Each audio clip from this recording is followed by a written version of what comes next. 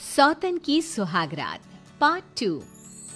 धूमधाम से शादी करने के बाद समर्थ और देविका घर आते हैं। घर पर सब उनका स्वागत करते हैं और सौम्या उनकी सुहाग रात का इंतजाम करती है। समर्थ और देविका दोनों अपने रूम में बैठे बातें कर रहे होते हैं। तब देविका कहती है, सुनिए, आप इतना दूर क्यों बैठे हैं? नहीं, कुछ नहीं, बस थोड़ा सा थक गया हूँ। अगर आप कहें तो मैं आपका सर दबा दूं? अब नहीं, रहने दो, आप भी तो थक गई होंगी। देविका आगे बढ़ते हुए कहती है, थक तो गई हूँ पर आपकी सेवा करना पहला धर्म है मेरा। देविका झट से समर्थ के पैर पकड़कर दबाने लगती है। ऐसे ही कुछ देर निकल जाती है और समर्थ कहता है, अब रहने दो देविका, तुम भी आराम कर लो, तुम भी थकी थकी लग रही हो। देविका मना करते हुए उठ जाती है और अपने बालों को खोलकर समर्थ का सर दबाने लगती है और कहती है, मेरी थकावट तो आप ही दूर कर दोगे ना? इतना कहकर देविका अपने खुले बालों को समर्थ के ऊपर डालती है। समर्थ देविका के जाल में सम्मोहित होने ही वाला होता है कि अचानक से दरवाजे पर किसी की दस्तक होती है। समर्थ आवाज लगाते हुए कहता है, कौन? भाई, मैं हूँ सौम्या। क्या है सौम्या?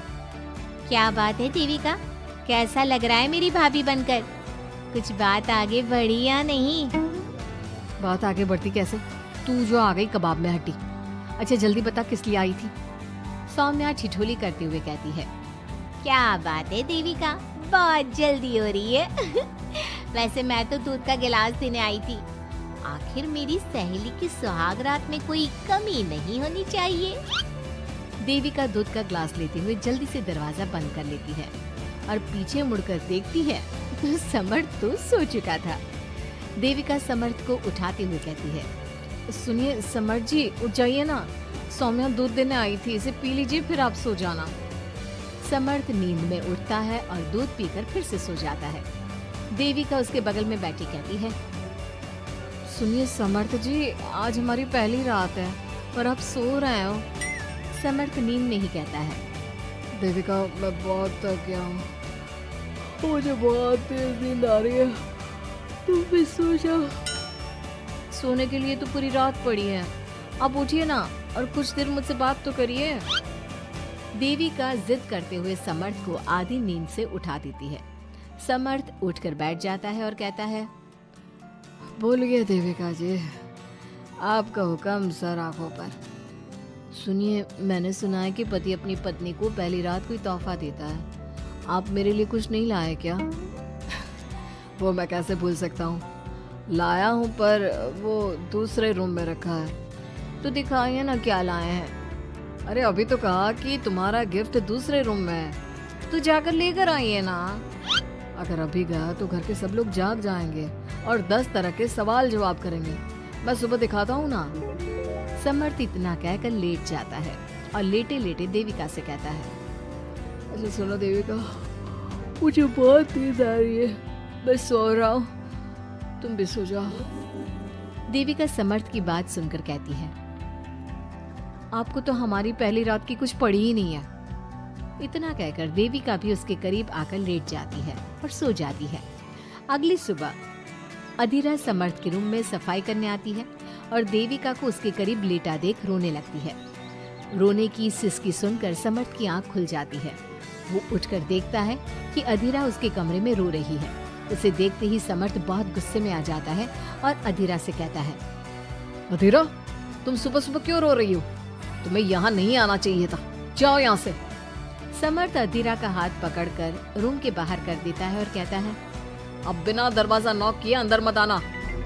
इतने में देविका भी आ जाती है और समर्थ को भड़काते हुए कहती है, हाँ समर्थ जी, ये रो रो कर हमारे घर में अपशगुन कर रही है और अब ये देखो कैसे मगरमच्छ के आंसू दिखा रही है।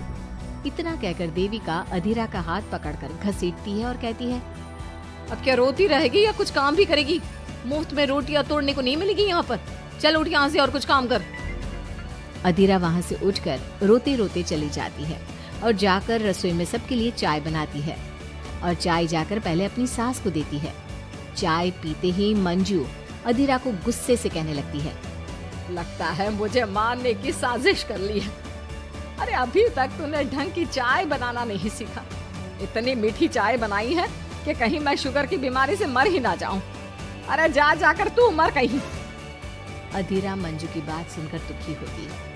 इतने में सौम्या वहां आ जाती है और कहती है, ये लो, महारानी अभी यहीं बैठी है और मैं पूरे घर में देख आई। अरे ओ महारानी, यहाँ बैठकर किसका मातम मना रही हो?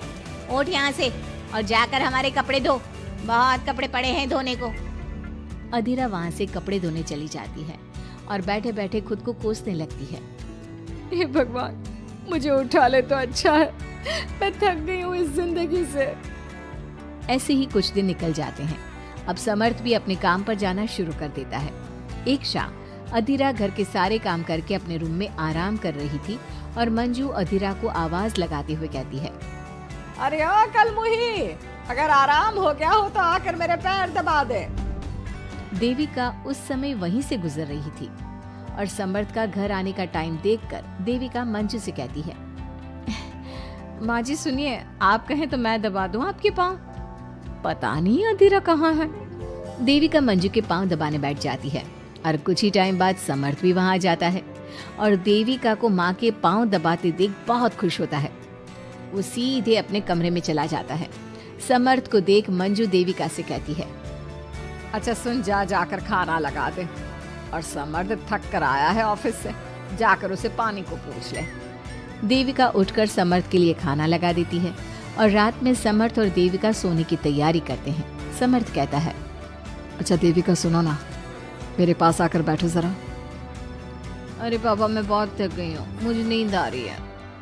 अरे आओ तो सही, आज तुम्हें माँ के पाँव दबाते देखकर बहुत अच्छा लगा। अच्छा क्यों नहीं लगेगा भला? पूरा दिन घर के काम किए हैं और शाम को माँ की सेवा, पर मेरा तो कोई हाथ बांटने वाला भी नहीं है घर में। क्यों? अधीरा और घर के बाकी लोग कहाँ जाते हैं? अधीरा की तो बात ही मत करो, वो महारानी तो बस मटर गश्ती करती रहती है और घर का सारा काम ना मुझे ही करना पड़ता है। मेरी तो किसी को पड़ी ही नहीं है, मैं तो सिर्फ एक नौकरानी हूँ इस घर में। अरे नहीं, ऐसा मत बोलो। क्यों ना बोलूं? आपने मुझे वादा किया था ना कि आप मुझे रविवार को फिल्म दिखाने ले जाओगे और कपड़े भी दिलवाओगे, पर आपने तो एक भी वादा पूरा नहीं किया।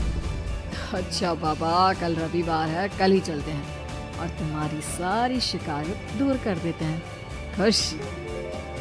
दोनों सो जाते हैं और अगली सुबह समर्थ और देविका बाहर घूमने चले जाते हैं। अब समर्थ पूरी तरह से देविका के वश में हो जाता है। देविका जो कहती समर्थ वही करता। क्या समर्थ को कभी अपनी बहन और दूसरी पत्नी की सच्चाई पता चल पाएगी? अब क्या होगा अधीरा का? इसके लिए हमारे अगले एपिसोड का इंतजार कीजिए।